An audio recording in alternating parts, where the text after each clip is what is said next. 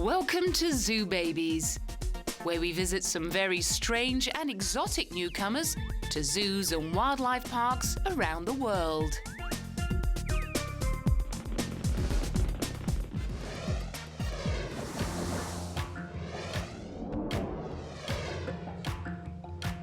Everyone got snap happy as they clicked away on their cameras for a memento of a baby lemur that was born recently in Denmark's Cologne Zoo. Lemurs can be identified by their large mirror-like eyes and long tails. Lots of friendly and excited visitors huddled up to the glass to say hello to this playful animal, which has not yet been named, because nobody knows whether it's a boy or a girl. Lemurs are often given the nickname Ghost because of their bright eyes and the wailing sounds they make. They're endangered in the wild, and the Danish Zoo is very happy to welcome the new addition to its family to help preserve the species. This little lemur is snacking on its favourite food, fruit. Lemurs also like to eat leaves, flowers and insects. Lemurs are called half monkeys from the island of Madagascar. Of course, they're whole animals, but we wanted to distinguish them from the higher apes. Nearly all lemurs have long tails, which they use to communicate with one another and to help them balance when leaping between trees. They have long toes for gripping tree branches. Lemurs have nails rather than claws on the ends of their toes, except for the second one. They also have a great sense of smell.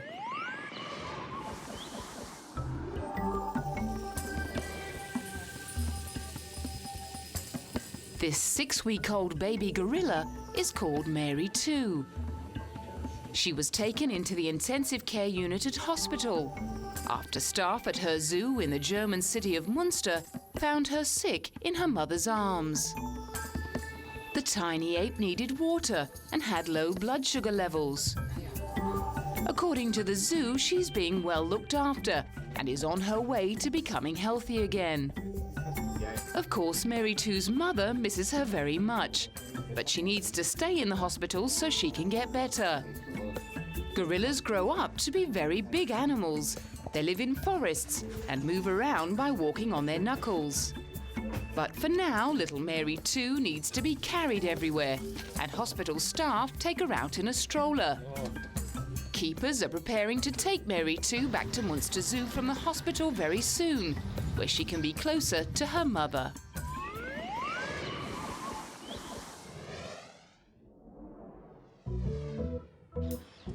This zoo in Moscow is very happy that it has lots of new arrivals to show to the public, the babies of red and pink flamingos. The flamingo chicks are old enough to walk independently and to follow their parents through the enclosure. Baby flamingos are born white, only becoming pink or red when they're 2 years old. In order for flamingos to breed, it's very important to have a large flock, and they like to breed in warm and humid climates. Some zoos have tried to cheat flamingos into breeding by putting mirrors in their enclosure, so the birds think there are lots of them. But flamingos aren't that easily fooled. This zoo has 35 flamingos, and they breed very well. With 2 more female flamingos sitting on eggs, the Moscow Zoo is very proud of the number of babies they will have managed to breed by the end of the year. When they're born, flamingo chicks look nothing like their mother and father. Their beaks are straight, they're covered with lint, and little by little they grow and start sprouting feathers. Their beaks bend and they begin to look like real flamingos. Because they have long legs, they can wade much deeper into water than most other birds. Their webbed feet support them on the soft mud.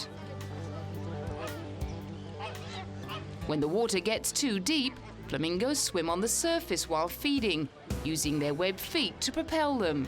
While resting, they usually face the wind. This stops the wind and rain from penetrating their feathers. And when resting on one leg, flamingos can often be seen swaying back and forth in the wind.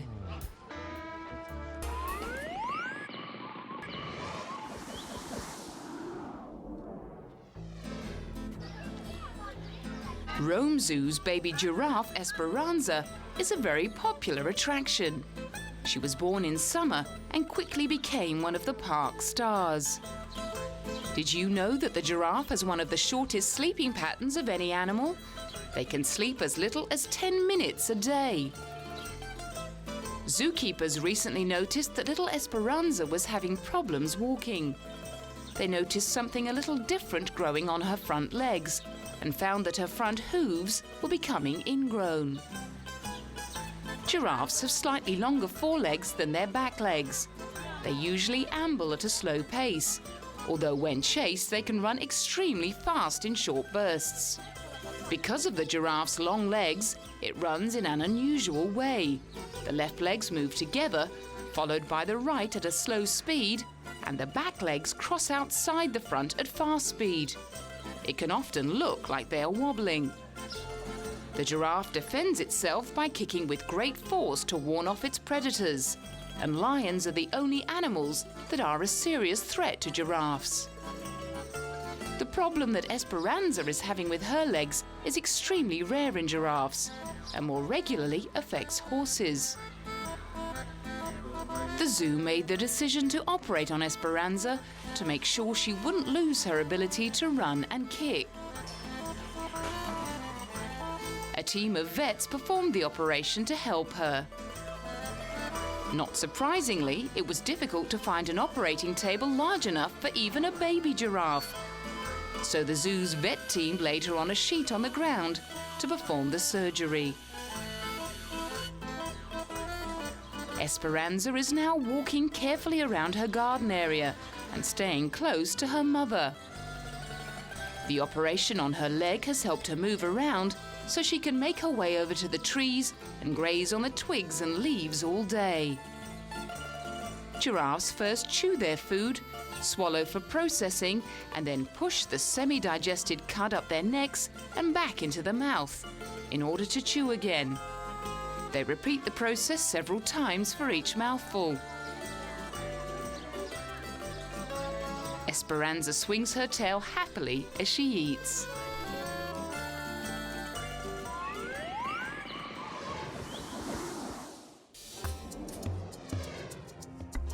It's a race against time to deliver the expensive and important treats in less than 12 hours to two koalas waiting impatiently in a Belgium zoo. The eucalyptus leaves are being flown to Belgium from Britain. Kulongaluk and Digitoda are the two koalas living at Plackendale Zoo. They have very strict dietary needs and require specific types of eucalyptus or gum tree leaves in order to survive. The koala's favourite food is not grown anywhere in Belgium. So for many years, a small plane has been used to fly fresh eucalyptus leaves daily to the zoo. And the kind pilot does it for free, for the sake of the cuddly koalas all over Europe who feed on these leaves. Koalas originally come from Australia and are now on the list of endangered species. Their name comes from an Aboriginal word meaning no drink, because the animal gets most of its water from the eucalyptus leaves. Koalas can live from 10 to 20 years of age, depending on whether they're in the wild or captivity. Just like humans, they are very social animals and like to have lots of other koalas around them. This female, Digitoda, is only 2.5 years old, and she recently had a cub. But you can't see it because the cub is still growing in the mother's pouch. During its time in the pouch, it will grow ears, eyes, and fur. After 6 months, the joey then begins to explore outside the pouch, looking for lots of fresh eucalyptus leaves to munch on. Koalas have many nicknames such as teddy bear and tree bear, although they aren't actually bears. They live in trees and have large, sharp claws to help them climb up the tree trunks.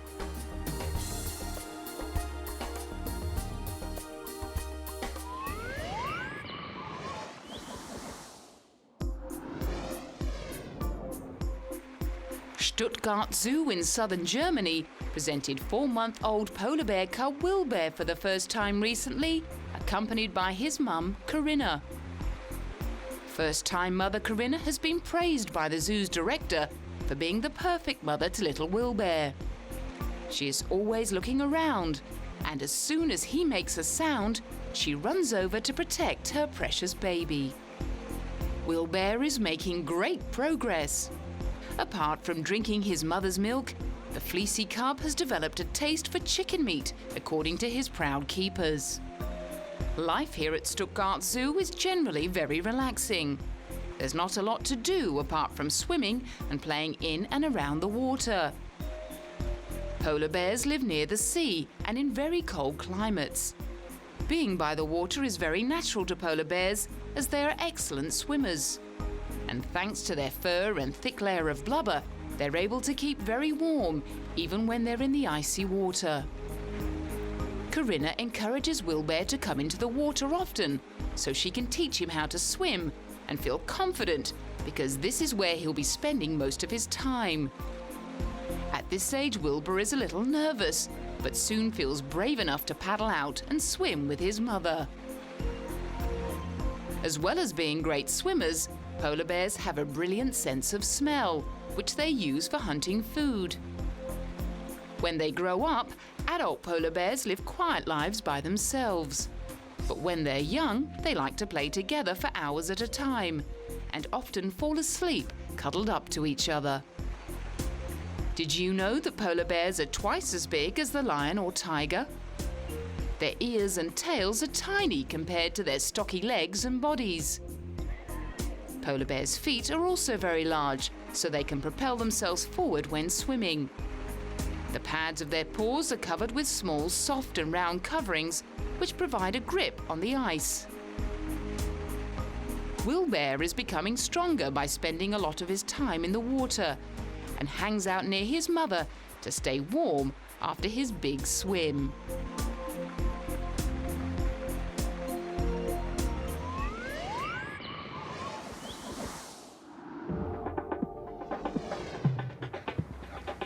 A female cobra in London recently produced a clutch of 10 eggs, and the tiny babies are miniature replicas of their parents, although they have a very different skin tone. Even at this age, they already have poisonous venom glands and fangs capable of spitting. But keepers at the London Zoo were amazed to learn that 4 of their spitting cobras were actually not spitting cobras at all. The handlers, who noticed that the colour and pattern of their scales was different to other red spitters in the zoo's collection, made the discovery. A researcher from a biological science school in Wales has recognised the snake as an entirely new species. This new discovery means scientists can look at the snake in a whole new light. They can study its habitat, population, threats and other factors that they already know about other snakes. For a start, they're a different colour, nothing like as bright coloured, not as red. And then over a period of days and weeks, as the senior staff were working with them, it became evident that there were some more subtle differences in terms of their patterning and also in terms of their behaviour. In fact, they were just much more timid, much more reluctant to stand up and flare the hood that everybody associates with a cobra, a very sort of quiet and docile species. The sign outside the snake's pen at the zoo will soon be changed to tell the public of the new species, which can be told apart from the red-spitting cobra by the shape and pattern of their throat and overall body colour. The snakes are dangerous and need to be picked up by a hook so the handlers don't get bitten. Children and adults watch safely from behind the glass. Red spitting cobras normally have a single broad dark band across the throat. The new species is called the Nubian cobra, and the rest of its body is dark brown.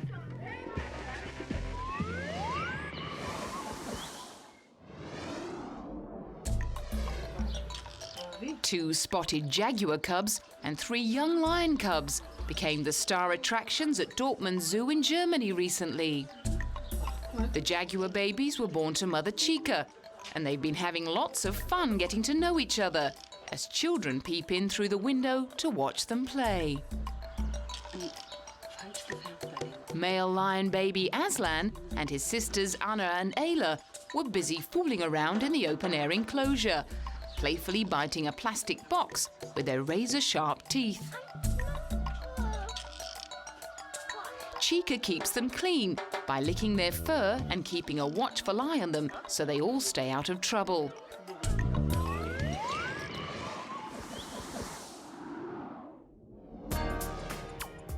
It's not just humans that need to go to the dentist. Monkeys need a checkup too. This female monkey enjoyed a visit from dentist Ari Greenspan, who's doing checkups on all the monkeys' teeth at the zoo. He spoke with lots of other dentists to work out the best procedure because he had to take out 2 broken teeth and fill a cavity, which had been making the poor monkey very uncomfortable. The young female named Shiroko got to have her teeth brushed at the end of the operation so she could show off her shiny teeth to all the other monkeys in the zoo. The procedure went very well for Shiroko, and the dentists were pleased that they were able to fix her tooth and fill the cavity, so her mouth wouldn't hurt anymore. Animals and monkeys that live in zoos get their teeth checked often, from when they're very young. This monkey is a mandrill monkey, which is usually found in Africa and is a close relative of the baboon.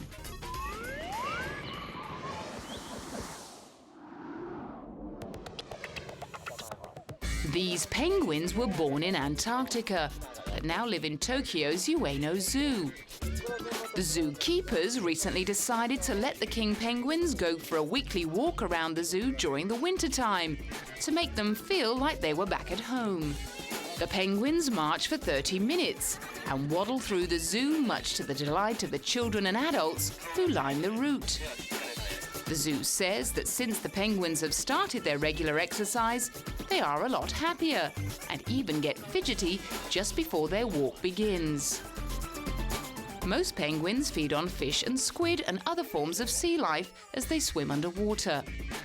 They spend half their lives on land and half in the oceans.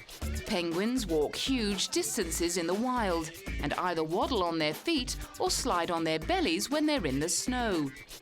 This so-called tobogganing allows them to save energy and move quickly at the same time. It was so cute to watch them coming waddling all together. They also jump with both feet together if they want to move more quickly or cross steep or rocky terrain.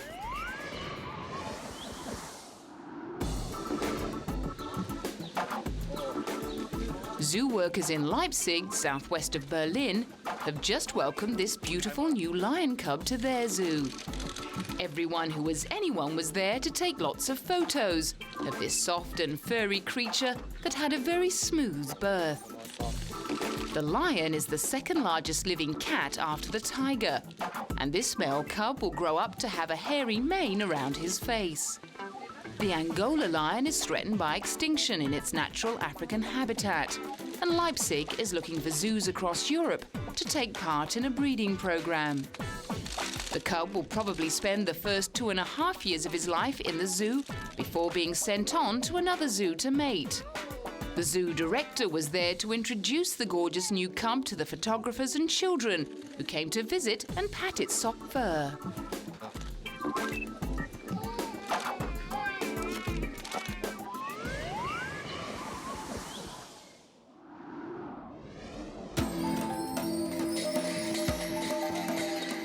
Two giant pandas were married in Thailand to mark the 28th birthday of their zoo and celebrate the start of what keepers hope will be their mating season. The pretend panda bride wore a traditional red and white Chinese headdress and rode in a convertible car at the head of a parade of people waving Chinese and Thai flags and mascots. And lots of their friends from the zoo also joined the crowd, including this monkey on a bike. The parade stopped for a while at a school en route, where Thai dancers and dragon dancers in traditional costumes performed for the crowd. The music played loudly, and this tiger was eager to be part of the action. The traditional Chinese ceremony was held for 5-year-old male Chuang Chuang and 4-year-old female Lin Hui, lent to the zoo in the northern city of Chiang Mai. "Let me bless you to have a baby soon," Chinese consul Peng Ren Dong told a couple dressed as pandas during a colourful tea ceremony, which is part of Chinese wedding rites.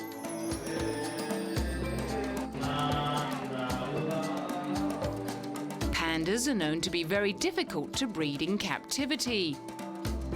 But after the tea ceremony, the real pandas, which eat only bamboo, were showered with fruit, ice cream and a 3-tiered cake, decorated with dragons. Officials at the zoo say they hope that Thailand's hot climate will help bring forward the pandas' mating season to November, from the March-May period in their native China. And they've all got their fingers crossed that the pandas will have lots of babies. But in the meantime, these two pandas are rather busy eating all the sweets and cake from their big wedding day. Pandas have rather large appetites, so they could be there for a while.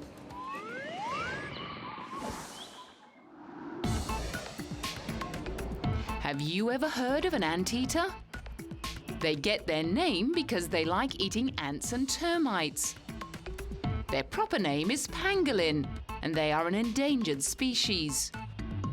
This anteater was brought to the Sanjay Gandhi Zoological Park in India's eastern Patna city in a wounded state. It was first treated at the zoo's hospital, and the zookeepers have decided to keep it permanently in the zoo to help look after it. It's difficult to keep an animal like this in a zoo, as it eats ants and termites and stays inside its burrow all day.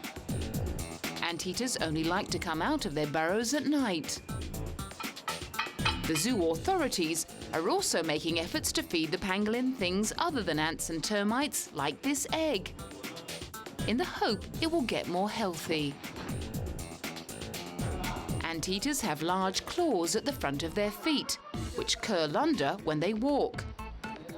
They don't have very good eyesight, but they do have a great sense of smell. They live in swamps and forests in the wild, and their long noses function as vacuums for sucking up insects. They have sticky tongues and can eat up to 30,000 ants in a day. The local children have come to see the pangolin to make it feel better. The zoo is also trying to make artificial anthills and is making a special cage for the pangolin to stay in, where they hope it can make a burrow for itself. Anteaters have coarse hair and scales all over their skin. They like to spend time by themselves, especially when they grow up.